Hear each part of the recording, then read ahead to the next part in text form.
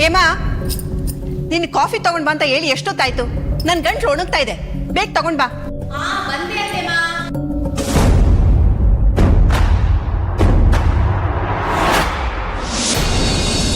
ನನಗೂ ಸ್ವಲ್ಪ ಕಾಫಿ ಕೊಡು ಹೇಮಾ.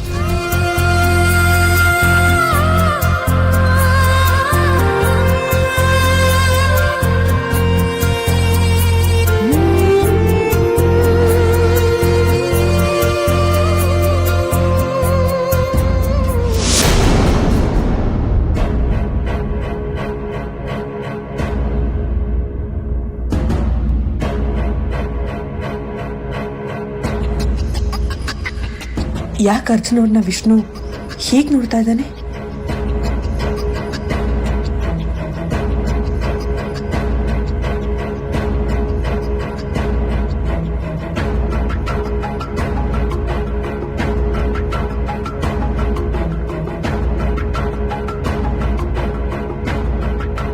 ತ್ರಿವೇಣಿ ಯಾಕೆ ಅರ್ಜುನ್ ಅವರನ್ನ ಹೀಗೆ ಗಮನಿಸ್ತಾ ಇದ್ದಾಳೆ? ಅರ್ಜುನ್ ಅವರ ಇತ್ತೀಚಿನ ವರ್ತನೆಗೆ ತ್ರಿವೇಣಿನೂ ಕಾರಣ ಇರ್ಬೋದಾ? ಇದ್ರೂ ಇರ್ಬೋದು. ಯಾರನ್ನ ನಂಬಿದ್ರೂ ಈ ತ್ರಿವೇಣಿನ ಮಾತ್ರ ನಂಬೋದಕ್ಕಾಗೋದಿಲ್ಲ. ವಿಷ್ಣು, ಅಮ್ಮ, ಅರ್ಜುನ್ ಯಾಕೆ ಹಾಗೆ ನೋಡ್ತಿದ್ಯಾ? ಮಾತಾಡ್ಸೋ. ವಿಚಿತ್ರವಾಗಿ ಹೇಳ್ತಾ ಇದೆಯಲ್ಲಪ್ಪ. ಅರ್ಜುನ ನಾನು ದಿನ ಮಾತಾಡಿಸ್ತೀನಿ, ದಿನ ನೋಡ್ತೀನಿ. ಈಗ ನೀನು ಹೇಳ್ತೀನಿ ಅಂತೇಳಿ ನಾನು ವಿಶೇಷವಾಗಿ ಮಾತಾಡ್ಸೋಕ್ಕಾಗುತ್ತಾ? ಹೇಳು. ಅಲ್ಲ, ಯಾಕೆ ಹೀಗೆ ಬಿಹೇವ್ ಮಾಡ್ತಿದ್ಯಾ? ನೋಡ್ದಾ, ಮೊದಲು ಅಮೃತ ಅವರು, ಆಮೇಲೆ ನಾನು, ಈಗಪ್ಪ, 3 ಜನ ಅದನ್ನೇ ಅಬ್ಸರ್ವ್ ಮಾಡಿದೀವಿ. ಸುಮ್ನಿತ್ಯಾ? ಅಯ್ಯ, ಒಳ್ಳೆ ಅಜ್ಜಿ.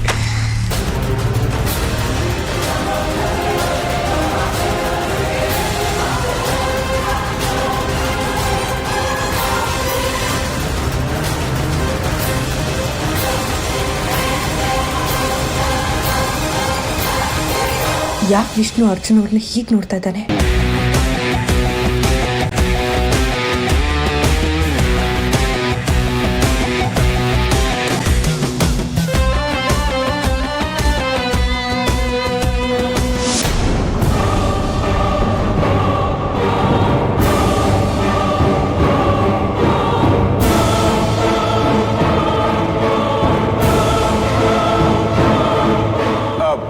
ಅರ್ಜುನ್, ಅರ್ಜುನ್ ಬಾಯಿಲಿ.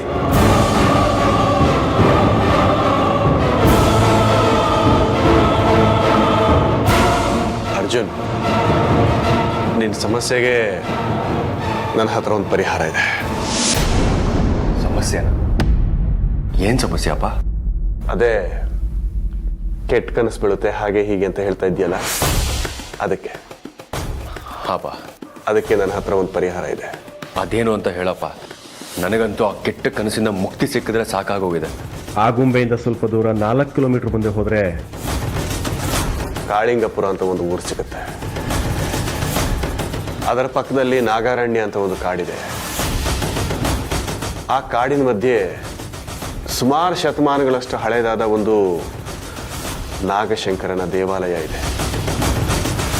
ನೀನು ಅಲ್ಲಿಗೆ ಹೋಗಿ ಆ ದೇವರ ದರ್ಶನ ಮಾಡ್ಕೊಂಡು ಬಂದರೆ ನಿನಗೆ ಬೀಳ್ತಾ ಇರೋ ಕೆಟ್ಟ ಕನಸುಗಳು, ಹಾಗೆ ನಮ್ಮ ಮನೆಗೆ ಕವಿದಿರೋ ಎಲ್ಲ ಸಮಸ್ಯೆಗಳು ಪರಿಹಾರ ಆಗುತ್ತೆ. ಅಪ್ಪ, ನನಗೆ ಆ ಕನಸಿಂದ ಮುಕ್ತಿ ಸಿಗುತ್ತೆ ಅಂತಾದ್ರೆ ಎಷ್ಟೇ ದೂರ ಆದರೂ, ಎಷ್ಟೇ ಕಷ್ಟ ಆದರೂ ನಾನು ಹೋಗ್ತೀನಪ್ಪ. ನೀನೇನೋ ಹೋಗ್ತೀಯ, ಆದರೆ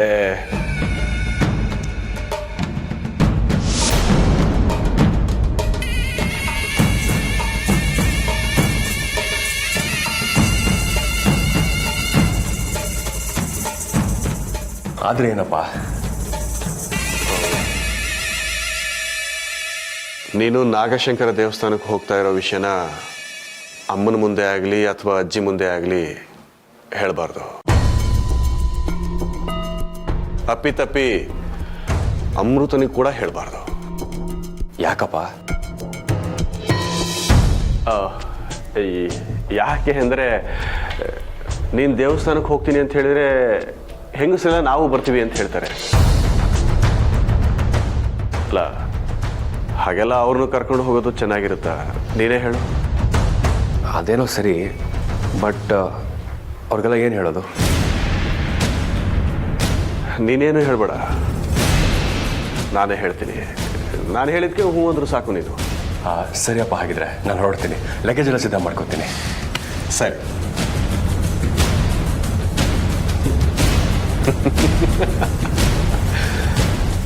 ಅರ್ಜುನ್, ನೀನು ಹೋಗ್ತಾ ಇರೋದು ನಾಗಶಂಕರ ದೇವಸ್ಥಾನಕ್ಕಲ್ಲ, ನರಕಕ್ಕೆ.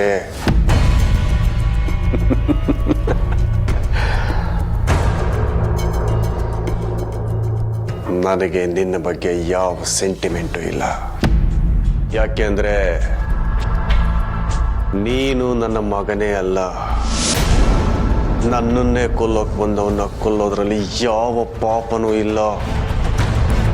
ನಿನ್ನ ಮೈಯಲ್ಲಿ ಏನು ಹೊಕ್ಕಿದೆಯೋ ನನಗಂತೂ ಗೊತ್ತಿಲ್ಲ.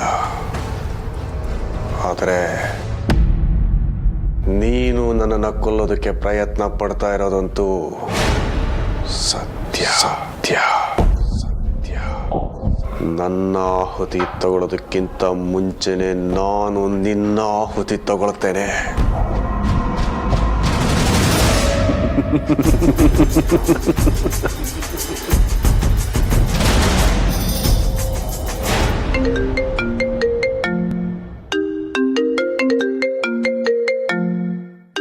ನಂದ ಇಷ್ಟು ದಿನ ಆದ್ಮೇಲೆ ಫೋನ್ ಮಾಡಿದ್ದಾನೆ. ಏನಪ್ಪ ಅಂಡಮಾನ್ ಕಿಂಗ್, ಇಷ್ಟು ದಿನ ಆದ್ಮೇಲೆ ನೆನ್ಸ್ಕೊಂಡ್ಬಿಟ್ಟಿದ್ಯಾ? ಬ್ರೋ, ಈಗ ನಾನು ಅಂಡಮಾನ್ ಕಿಂಗ್ ಅಲ್ಲ, ಕರುನಾಡಿನ ಕಂದ. ಅಂದ್ರೆ ನಾನೀಗ ಊರಿಗೆ ಬಂದಿದ್ದೀನಿ. ಏಯ್, ಕಾಶಿಗೆ ಬಂದ್ಮೇಲೆ ವಿಶ್ವನಾಥನ್ ದರ್ಶನ ಮಾಡದೆ ಹೋಗ್ತಾರೇನಾ? ಅರ್ಥವಾಯ್ತು ಬಿಡಪ್ಪ. ನಾನು ನಿಮ್ಮ ಮನೆಗೆ ಬರ್ತಾ ಇದ್ದೀನಿ, ನಿನ್ನ ನೋಡೋದಕ್ಕೋಸ್ಕರನೇ ಬರ್ತಾ ಇದ್ದೀನಿ. ಬಾ. ಓಕೆ, ಅಂಡಮಾನ್ ಕಿಂಗ್, ಕರುನಾಡಿನ ಕಂದ ಇಸ್ ಕಮಿಂಗ್. ಓಕೆ.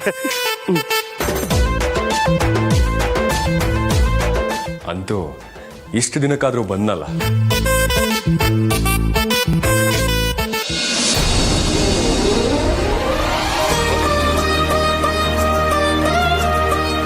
ಅಮೃತವ್ರೆ, ನಿಮ್ಗೊಂದು ವಿಷಯ ಹೇಳಿದ್ರೆ ತುಂಬ ಖುಷಿ ಪಡ್ತೀರಾ. ಅರ್ಜುನ್, ನೀನು ಹೇಳೋ ವಿಷಯಕ್ಕೆ ಅಮೃತ ಸಂತೋಷ ಪಡ್ತಾಳೆ. ಏಕೆ ನಾವು ಸಂತೋಷ ಪಡೋದಿಲ್ವಾ? ಅಜಯ್, ನಿನಗೆ ಈ ವಿಷಯ ಸಂಬಂಧಪಟ್ಟಿದ್ದಲ್ಲ. ಮತ್ತಿನ್ನೇನೋ? ಹಿರೇಜಿ ಹೇಳ್ತೀನಿ. ಅಮೃತವ್ರೆ, ನಂದ ಫೋನ್ ಮಾಡಿದ್ದ. ನಿಜವಾಗ್ಲೂ? ನಿಜವಾಗ್ಲೂ ಕಣ್ರಿ. ನಮಗೆ ಅವ್ರು ಮಾಡಿರೋ ಉಪಕಾರನ ನಾವು ಈ ಜನ್ಮದಲ್ಲೇ ಮರೆಯೋದಕ್ಕಾಗೋದಿಲ್ಲ. ಅಷ್ಟೇ ಅಲ್ಲ, ಅವನು ಇದೇ ಊರಲ್ಲಿದ್ದಾನಂತೆ. ಏನು ಅರ್ಜುನ್ ಅವರೇ ಹೀಗೆ ಹೇಳ್ತಾ ಇದ್ದೀರಾ? ಅವ್ರು ಇದೇ ಊರಲ್ಲಿದ್ದಾರೆ ಅಂದಮೇಲೆ ಮನೆ ಕರೆಯೋ ತಾನೆ? ನೀವು ಹೇಳೋಕ್ಕಿಂತ ಮುಂಚೆ ನಾನು ಇನ್ವೈಟ್ ಮಾಡಿದ್ದೀನಿ. ಮೋಸ್ಟ್ಲಿ ಇವತ್ತಿನ ನಾಳೆ ಬಂದೇ ಬರ್ತಾನೆ. ಹಲೋ ಅರ್ಜುನ್, ನಂದ ಏನೋ VVIP ಅನ್ನೋ ಥರ ಮಾತಾಡ್ತಿದ್ಯಲ್ಲೋ? ಹೌದು, ನನಗೂ ಹಾಗೆ ಅನಿಸ್ತಾ ಇದೆ. ಯಾರೋ ಇದು ನಂದ? ಅಜ್ಜಿ, ನಾವು ಅಂಡಮಾನ್ಗೆ ಹೋಗಿದ್ದಾಗ ಅಲ್ಲಿ ನಮ್ಮನ್ನ ಅವ್ರು ಎಂತೆಂಥ ಕಷ್ಟದಿಂದ ಪಾರು ಮಾಡಿದ್ರು ಗೊತ್ತಾ? ಅವ್ರು ಇಲ್ಲದೆ ಹೋಗಿದ್ದಿದ್ರೆ ನಾವು ಜೀವಂತವಾಗಿ ವಾಪಸ್ ಬರ್ತೀವೋ ಇಲ್ವೋ ಅಂತ ಅನಿಸ್ತಾ ಇತ್ತು.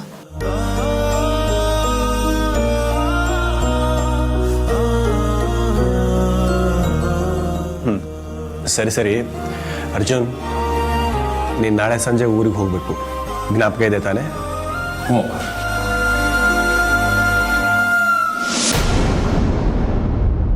ಅರ್ಜುನ್ ಊರಿಗೆ ಹೋಗದ?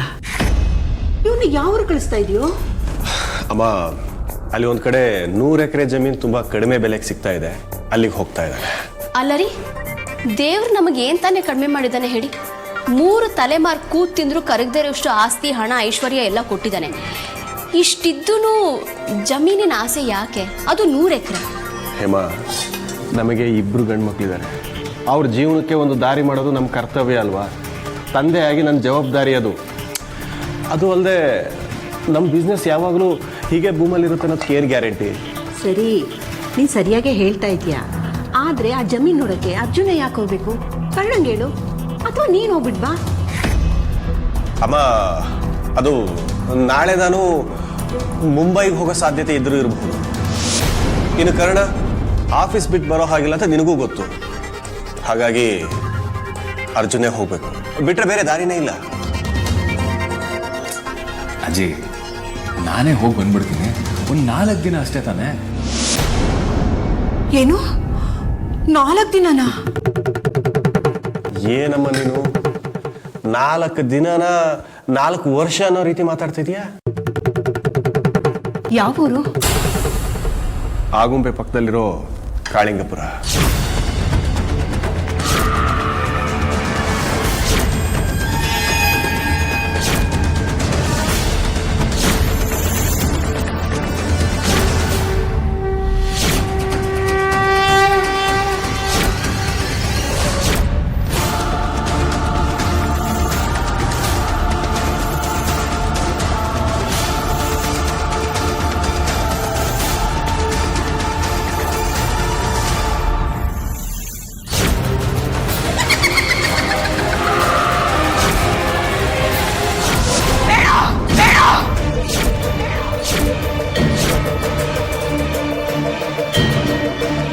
ಅಮ್ಮ, ಯಾಕೆ?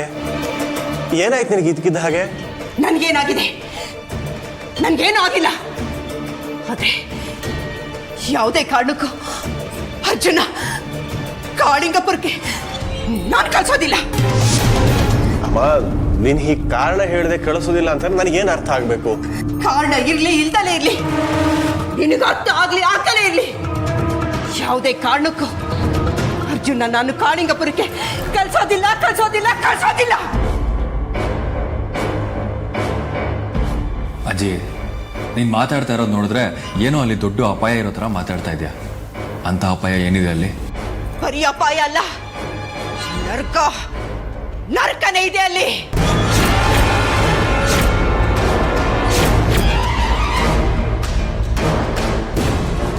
ಅದೇನು ಅಂತ ಸ್ವಲ್ಪ ಬಿಡಿಸಿ ಹೇಳಜ್ಜಿ.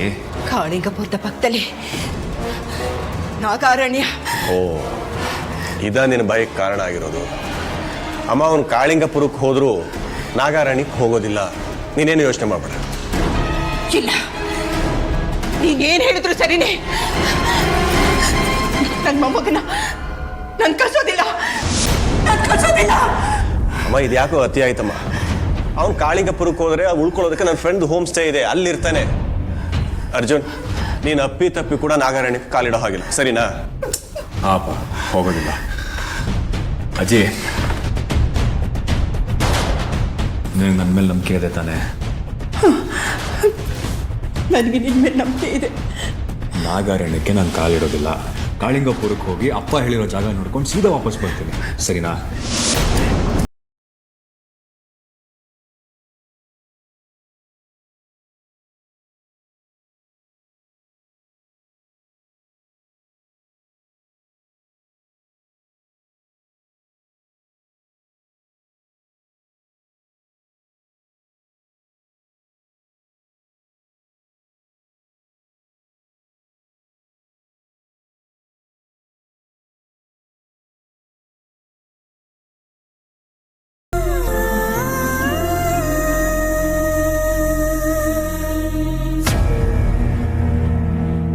ಏನ್ರಿ ಇದು? ಸೂರ್ಯ ಬಂದರೂ ಸೂರ್ಯಕಾಂತಿ ಅರಳ್ತಾನೆ ಇಲ್ಲ, ಹೊಳಿತಾನೂ ಇಲ್ಲ, ಮಂಕಾಗಿದೆ. ಹಲೋ, ನಿಮ್ಮನ್ನೇ ಕೇಳ್ತಾ ಇರೋದು.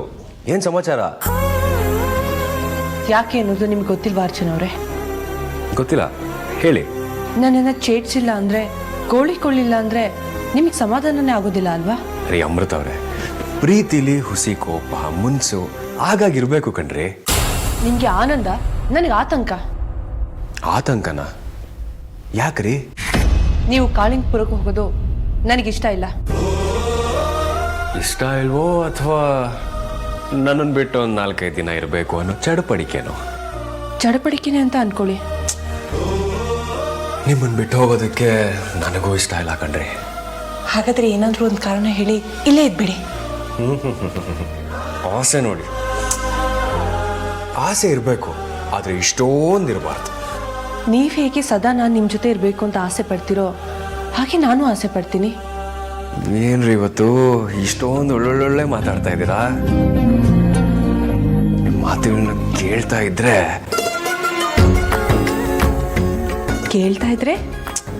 ಇಲ್ಲೇ ಇದು ಬಿಡೋಣ ಅನ್ನಿಸ್ತಾ ಇದೆ. ಆದರೆ ಇರೋಕ್ಕಾಗಲ್ಲ. ಇಷ್ಟಕ್ಕೂ ಅವರಲ್ಲಿ ಜಮೀನು ತಗೋತಾರೋ ನಮಗೋಸ್ಕರ ತಾನೆ. ಇಲ್ಲ ಅರ್ಜುನ್ ಅವರೇ, ನೀವೇನೇ ಹೇಳಿದ್ರು ನಿಮ್ಮನ್ನ ಕಾಳಿಂಗಪುರಕ್ಕೆ ಕಳ್ಸೋದಕ್ಕೆ ನನ್ನ ಮನಸ್ಸು ಒಪ್ತಾ ಇಲ್ಲ. ಯಾಕೆ ಇವತ್ತು ನೀವೀಗ ಹಠ ಮಾಡ್ತಾ ಇದ್ದೀರಾ? ನೀವು ಅಲ್ಲಿಗೆ ಹೋದರೆ ನಿಮ್ಗೇನು ಅಪಾಯ ಆಗುತ್ತೆ ಅಂತ ನನ್ನ ಒಳ ಮನಸ್ಸು ಹೇಳ್ತಾ ಇದೆ. ನೀವು ಅನ್ಕೊಂಡ ಹಾಗೆ ಯಾವ ಅಪಾಯನೂ ಆಗೋದಿಲ್ಲ, ಧೈರ್ಯವಾಗಿರಿ.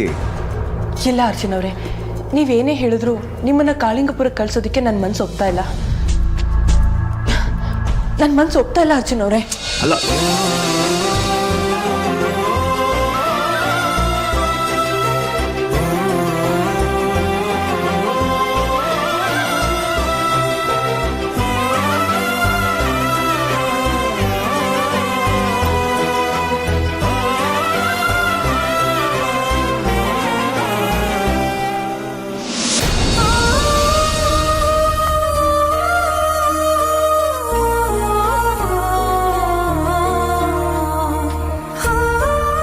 ಈಗ ಅರ್ಜುನ್ಗೆ ನಾಗಯೋಧನ ಪ್ರಭಾವವೂ ಇಲ್ಲ, ಅವನು ನಾಗಯೋಧನೂ ಅಲ್ಲ.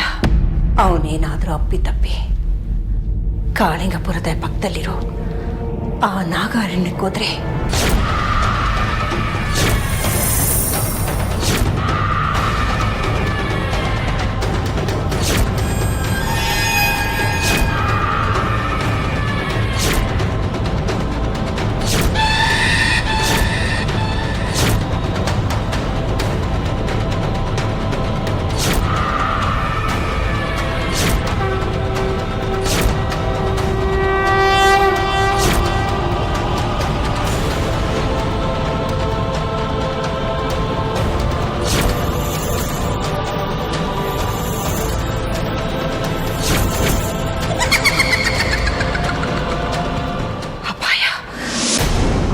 ಬುದ್ಧಿ.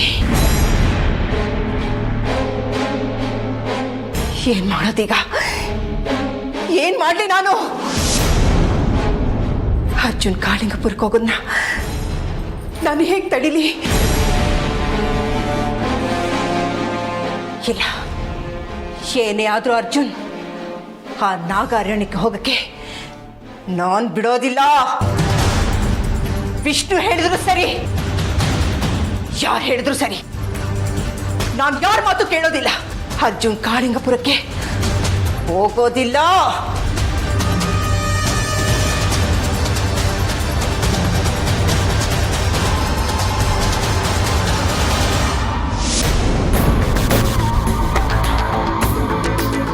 ಅರ್ಜುನ್ ಹೇಗೋ ಕಾಳಿಂಗಪುರಕ್ಕೆ ಹೋಗೋದಕ್ಕೆ ಒಪ್ಕೊಂಡ ಹಾಗಾಯ್ತು. ಎಲ್ಲ ನಾನು ಅಂದ್ಕೊಂಡ ಹಾಗೆ ಆದರೆ ಅರ್ಜುನ್ ಅಲ್ಲೇ ಕೊನೆ ಉಸಿರೆಳಿತಾನೆ.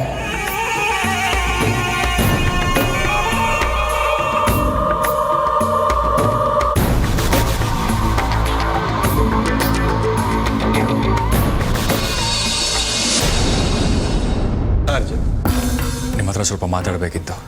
ಅಲ್ಲ, ನನ್ನ ಹತ್ರ ಮಾತಾಡೋದಕ್ಕೆ ಸಂಕೋಚ ಆಗಲಿ ಪರ್ಮಿಷನ್ ಆಗಲಿ ಯಾವುದು ಬೇಡ, ಹೇಳು. ನಾನು ಕಾಳಿಂಗಪುರಕ್ಕೆ ಹೋಗೋದಿಲ್ಲ.